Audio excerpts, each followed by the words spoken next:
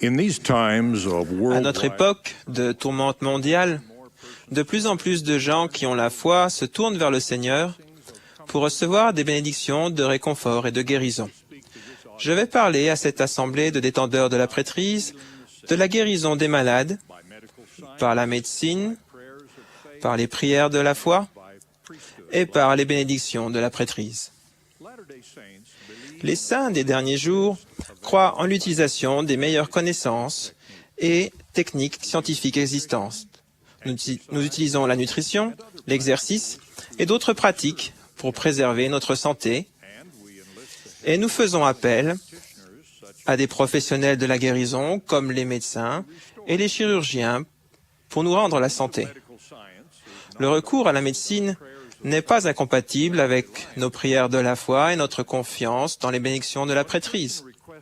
Lorsqu'une personne demandait une bénédiction de la prêtrise, Brigham Young lui demandait « Avez-vous pris des remèdes ?»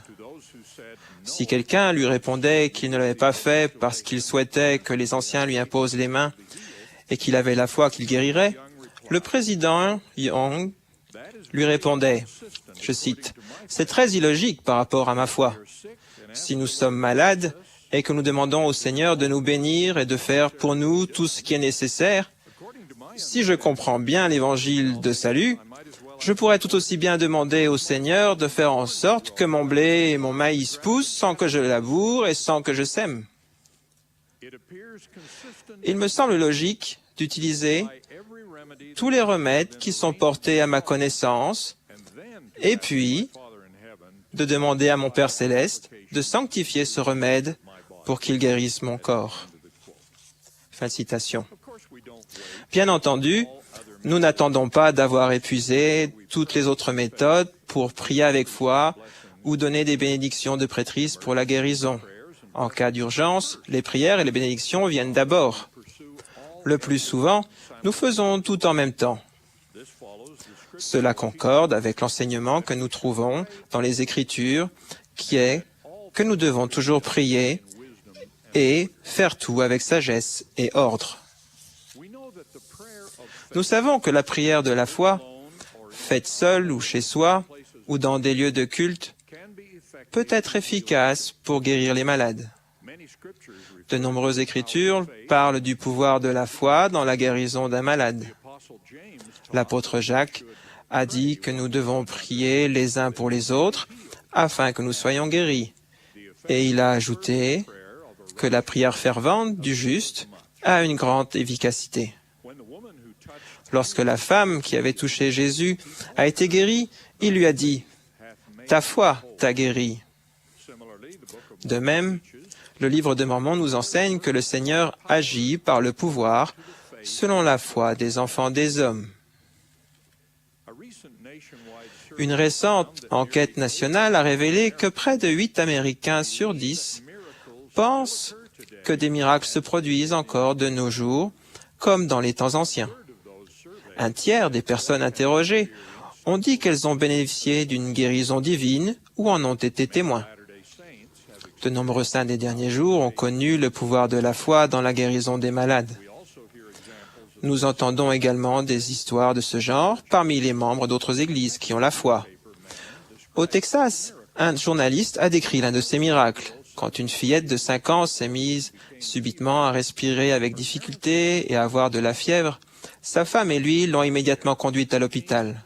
Le temps d'y arriver, ses reins et ses poumons avaient cessé de fonctionner.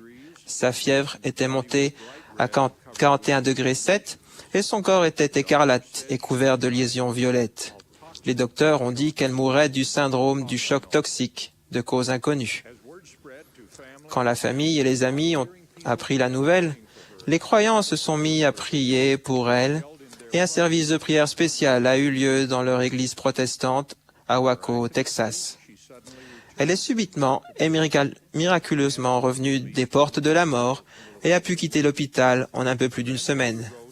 Son grand-père a écrit « Elle est la preuve vivante que Dieu exauce les prières et fait des miracles. »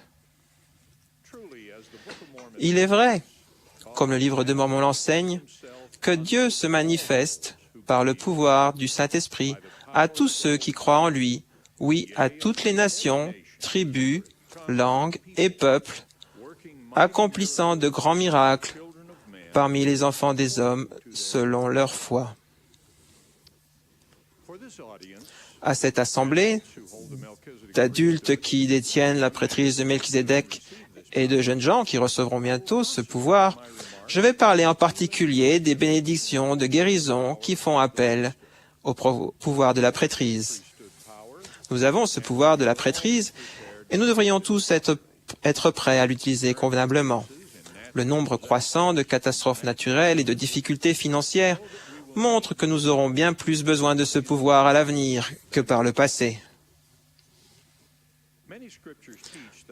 De nombreuses écritures nous enseignent que les serviteurs du Seigneur imposeront les mains aux malades et les malades seront guéris.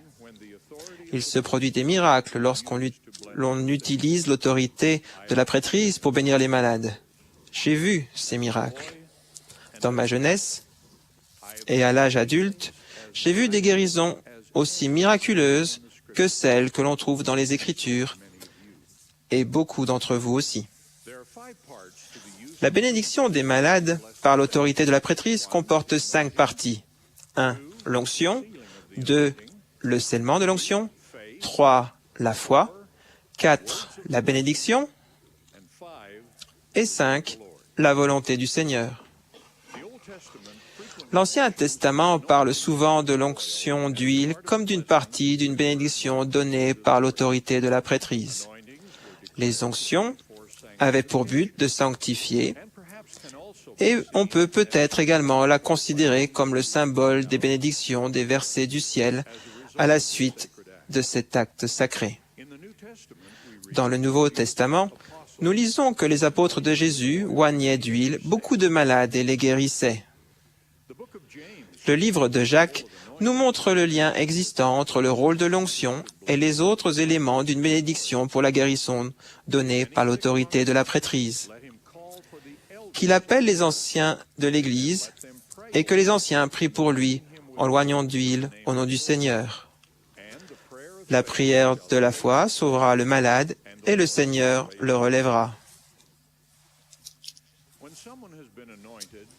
Quand quelqu'un a été oint par l'autorité de la prêtrise de Melchizedek, l'onction est scellée par cette même autorité. Sceller quelque chose signifie le confirmer, le faire agir pour le but dans lequel il a été prévu. Lorsque les anciens oignent un malade et scellent l'onction, ils ouvrent les écluses des cieux pour que le Seigneur déverse les bénédictions qu'il destine à la personne affligée. Brigham Young a dit, je cite, « Lorsque j'impose les mains aux malades, je m'attends à ce que le pouvoir et l'influence de Dieu passent par moi jusque dans le malade et que la maladie s'en aille. » Lorsque nous sommes prêts, lorsque nous sommes des vases saints devant le Seigneur, un flot de puissance peut passer du Tout-Puissant par le tabernacle de celui qui administre dans l'organisme du patient et les malades sont guéris. Fin de citation. Bien que nous connaissions de nombreux cas où des personnes bénies par l'autorité de la prêtrise ont été guéries, nous parlons rarement de ces guérisons dans nos réunions publiques parce que la révélation moderne nous met en garde de ne pas nous vanter de ces choses, ni d'en parler devant le monde, car ces choses nous sont données pour notre profit et pour le salut. La foi est essentielle à la guérison par les pouvoirs du ciel. Le livre de Mormon nous enseigne même que, s'il n'y a pas de foi parmi les enfants des hommes, Dieu ne peut faire aucun miracle parmi eux. Dans son fameux discours sur la bénédiction des malades, Spencer W. Kimball a dit, je cite, « Nous sous-estimons souvent le besoin de la foi.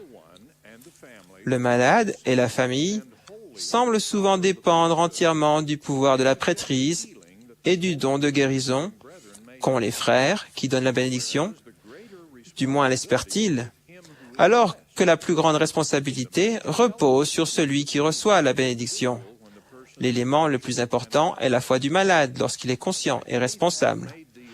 Le maître a si souvent répété la phrase ta foi t'a guéri, qu'elle en est presque devenue un refrain. » Fin de citation. Le président Kimball a même dit que des bénédictions trop fréquentes peuvent indiquer un manque de foi ou que le malade essaie de confier la responsabilité du développement de la foi aux anciens au lieu de la conserver. Il a parlé d'une sœur fidèle qui a reçu une bénédiction de la prêtrise. Lorsque le lendemain on lui a demandé si elle voulait une autre bénédiction, elle a répondu « Non, j'ai reçu l'onction et la bénédiction. L'ordonnance a été accomplie. C'est à moi maintenant de mériter ma bénédiction par ma foi. »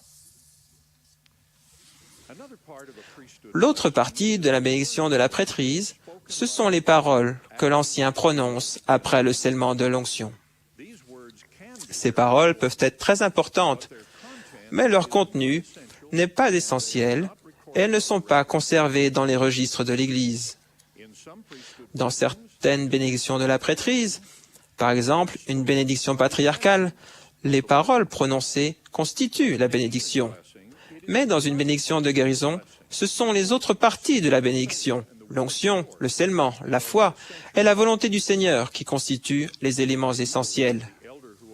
L'idéal serait que l'ancien qui donne la bénédiction soit tellement en accord avec l'Esprit du Seigneur qu'il connaît et révèle la volonté du Seigneur dans la formulation de la bénédiction.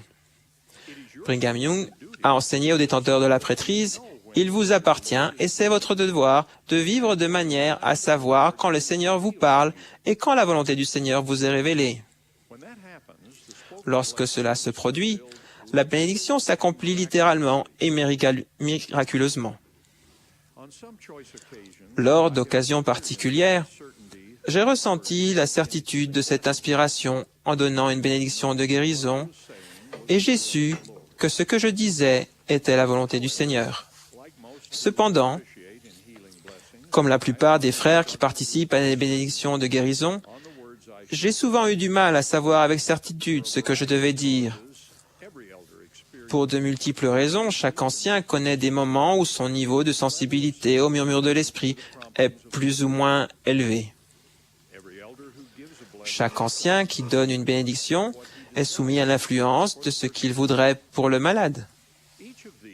Chacune de ces imperfections mortelles peut influencer ce que nous disons. Heureusement, les paroles de la bénédiction ne sont pas essentielles à la guérison. Si la foi est suffisante, et si Dieu le permet, le malade guérira ou sera béni, que le frère qui parle dise ces mots ou non.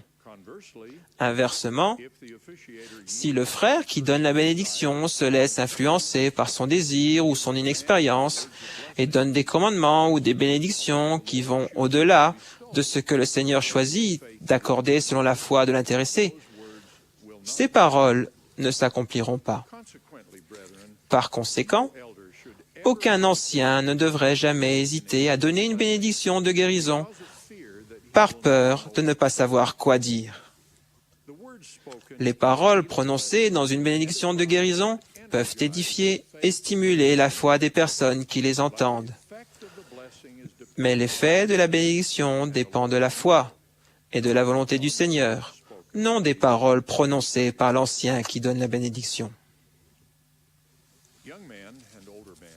Vous, jeunes gens, et vous, frères plus âgés, veuillez prendre note de ce que je vais dire maintenant.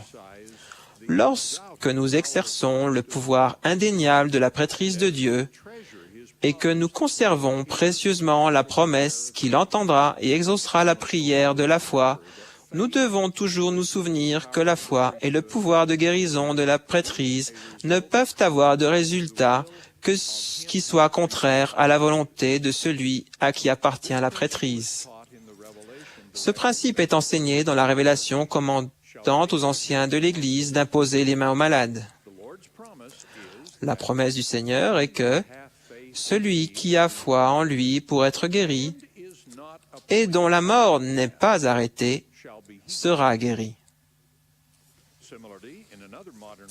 De même, dans une autre révélation moderne, le Seigneur déclare que lorsque quelqu'un demande conformément à la volonté de Dieu, cela se passe comme il le demande. Tout cela nous apprend que même les serviteurs du Seigneur, exerçant son pouvoir divin pour quelqu'un qui a suffisamment de foi pour être guéri, ne peuvent donner une bénédiction de la prêtrise conduisant à la guérison de la personne si cette guérison n'est pas la volonté du Seigneur.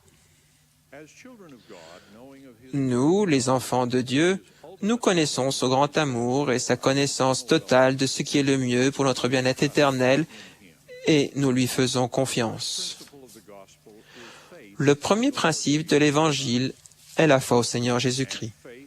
Et la foi signifie la confiance. J'ai ressenti cette confiance lors d'un discours que mon cousin a fait lors des funérailles d'une adolescente morte d'une maladie grave. Il a dit ces mots qui m'ont d'abord étonné et puis m'ont édifié. Je cite, « Je sais qu'il était de la volonté du Seigneur qu'elle meure. Elle a été bien soignée par les médecins. Elle a reçu des bénédictions de la prêtrise. Son nom figurait sur la liste de prières au temple. Des centaines de prières ont été faites pour sa guérison, et je sais qu'il y a assez de foi dans cette famille pour qu'elle soit guérie s'il n'y avait pas eu la volonté de Dieu de la rappeler maintenant à lui. » Fin de citation. J'ai ressenti cette même confiance dans les paroles du père d'une autre fille précieuse emportée par le cancer pendant son adolescence. Il a dit, « Notre famille a foi en Jésus-Christ. Notre foi ne dépend pas de ce qui adviendra. » Ces enseignements me semblent vrais. Nous faisons tout ce que nous pouvons pour la guérison d'un être cher. Et puis, nous faisons confiance à Dieu pour ce qui adviendra.